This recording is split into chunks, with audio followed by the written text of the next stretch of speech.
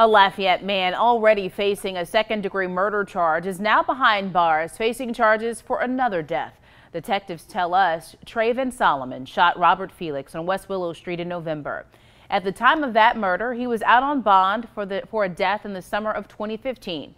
Danielle Garcia spoke with the family of the latest victim. She joins us live in studio. And Danielle, what's the family telling you tonight? Marcel, the family of Robert Felix tells me they're hurt and frustrated. 3 months ago, when Felix was killed, they had questions about who was responsible. But now that a suspect is in custody, they have even more questions than they did before. I wake up in the morning, I think about him, and I really miss him. For months, Robert Bartier has been fighting to bring justice for his son, Robert Felix. Yeah, it's going to take day by day. I have good days and bad days. If justice is done, this guy is put away, it will help me, and my son will rest in peace. This is where Robert Felix was gunned down in November. His father says if the suspect had never been released on the previous murder charge, then his son might still be alive today. And it hurt me to know this man had killed before and they let him go. They didn't bring him to trial or nothing like that.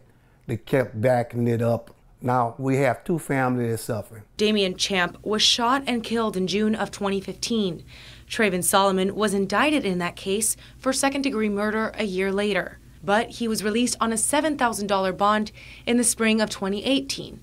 Later that fall is when police say he shot and killed Felix. I'm hoping that it'd be a speedy trial because the other family is still mourning and no justice been done. We need justice done. It's time for the people that we put in office, they do their job. And until that's done, I can't move forward.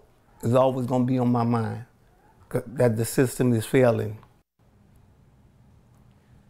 Between 2016 and 2018, records show Solomon switched between 3 different public defenders, setting back court dates for the initial murder of Damian Champ.